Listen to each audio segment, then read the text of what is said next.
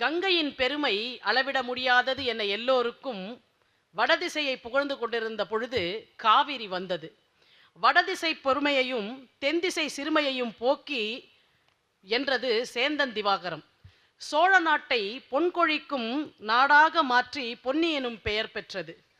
இதன் கரையில் அருள் வழங்கும் ஆலயங்கள் 1000 உண்டு. இந்த ஆலயங்களினுடைய பெருமையை குலசேகர ஆழ்வார் பெருமையாக பாடுகிறார். அந்த பொன்னியின் செல்வனை பற்றி இந்த ஆழ்வார்க்கு அடியானாகிய கிடாம்பி நாராயணன் அவர்கள் பேச வருகிறார்கள். அவரை பாராட்டி இந்த மேடையை அவரசம் ஒப்படைக்கிறோம். பொன்னியின் செல்வன் அப்படின்னு தலைப்பு கொடுத்துருக்கா. இதில் வந்தியத்தேவன் யாருன்னு தெரியல, குந்தவை பிராட்டி யாருன்னு தெரியல, பழுவேட்டரையர் யாருன்னு தெரியல. ஆனால் 2 விஷயம் நன்னா தெரியும். பொன்னியின் செல்வன் ஸ்ரீரங்கத்தில் படுத்துட்டு இருக்கிற பெருமாள். அவனை யார் சொன்னாலும் அவள் தான் ஆழ்வாருக்கு அடியான். பொன்னியின் செல்வன்னா அவன் ஒத்தந்தான், வேற யாரையும் சொல்ல முடியாது. இந்த பொன்னிங்கிற சொல்லுக்கு என்ன அர்த்தம்? பொன்னின்னா காவிரி அப்படின்னு அர்த்தம். அந்த காவிரி நதி நீரில் பொன்மயமான தாதுக்கள் இருப்பதாலே அதற்கு பொன்னி என்று பெயர். அந்த காவிரி இரு பக்கமும் கரை புரண்டு ஓடுவதாலே, அதனுடைய நடுவாகத்திலே எம்பெருமான் சேவை சாதிப்பதாலே இவனுக்கு பொன்னியின் செல்வன் என்று பெயர். ஒருத்தனுக்கு நல்ல தாகம், காவிரி கரையில் நின்றுடான். ரொம்ப தாகமாக இருக்குது அப்படின்னான். உடனே அங்கேருந்து அவன் சொன்னான், சித்திரை மாதம் வெயில், தாகம் அதிகமாகத்தான் இருக்கும். ரொம்ப தாகமாக இருக்குங்கிற, இங்கேயே கொஞ்ச நாள் இரு. ஐப்பசி மாதம் அபாரமான வெள்ளம், அந்த வெள்ளத்தில் உனக்கு எவ்வளவு ஜலம் வேணுமோ அவ்வளவு ஜலம் சாப்பிடலாம், உன் தாகம் போயிடும்னா. சித்திரை மாதத்து வெயிலில் தாகமாக இருக்குது, தீர்த்தம் வேணும்னு கேட்டவனுக்கு ஐப்பசி மாதம் வரைக்கும் காத்துட்டு இருக்க முடியுமா? முடியாது. அப்போ அவன் இடத்துல என்ன சொல்லணும்?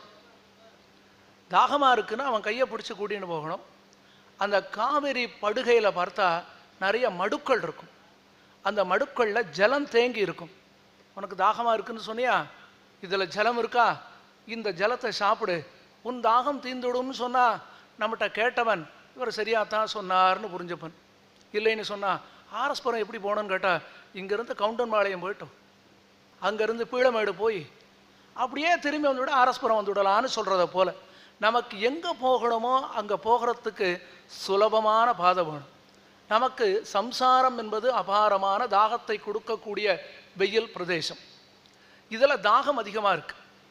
இந்த தாகம் போகணும்னா நமக்கு எங்கே தீர்த்தம் கிடைக்கும்? தாகம் போகணும்னா தீர்த்தம் கிடைக்கக்கூடிய ஒரே ஒரு இடம் அந்த எம்பெருமானுடைய திருவடிகள். சரி, அந்த எம்பெருமானை போய் சேவிக்கலாமே அப்படின்னா அவன் எங்கே இருக்கான்? எங்கேயோ பரமபதத்தில் இருக்கான். இதுவரையும் பரமபதம் போனவா யாரும் நம்மோட அங்கே போயிட்டோம், ஃபேஸ்புக்கில் நமக்கு எதுவும் அனுப்பிச்சதாக இதுவரையும் தெரியல. சரி வேண்டாம், திருப்பாற்கடலுக்கு தான் போனாலே, அங்கிருந்தாவது நான் பெருமாளை பார்த்தேன் சேவிச்சு விட்டேன்னு சொன்னாலானா அதுலேயும் வாட்ஸ்அப்பில் ஒன்றும் மெசேஜ் இதுவரை யாரும் திருப்பாற்கடல்லேருந்து அனுப்பலை.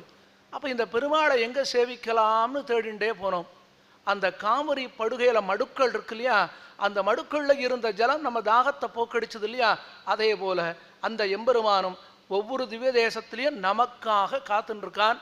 நாம் எப்போ போனாலும் சரி, நேற்று போனோம் சேவித்தோம், 1 மாதம் போகவே இல்லை, அப்புறம் திடீர்னு ஒரு நாள் போகிறோம், பெருமாள் நம்ம பார்த்து ஏன் 1 மாதமாக வரலைன்னு கேட்கவே மாட்டான். ஏன்னா அவனுக்கே பயம், இந்த பெருமாள் கேள்வி கேட்குறான், இனிமேல் நாம் போகக்கூடாதுன்னு நாம் முடிவு பண்ணிவிடுவோம். அதனால பார்க்குறான், ஏதோ வந்திருக்கான், போன மாதம் வந்தால் இன்றைக்கி வரான், இனிமே என்னைக்கு வரானோ வரட்டும். யாரை போல? நம் தாய் தகப்பனை போல. தகப்பனாருக்கு 80 வயசு, தாயாருக்கு 75 வயசு. இவன் பிள்ளைகளை எங்கேயோ அமெரிக்காவில் இருக்கா.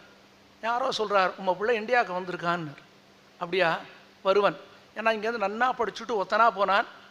திடீர்னு ஒரு 15 வருஷம் கழித்து ஒத்தனா போனவன் 3 பேராக திரும்பி வந்தான். அப்பா ஏதோ வந்திருக்கியா? நன்னா இருப்பா, தகப்பனார் சொன்னார், தாயாரும் சொன்னான்.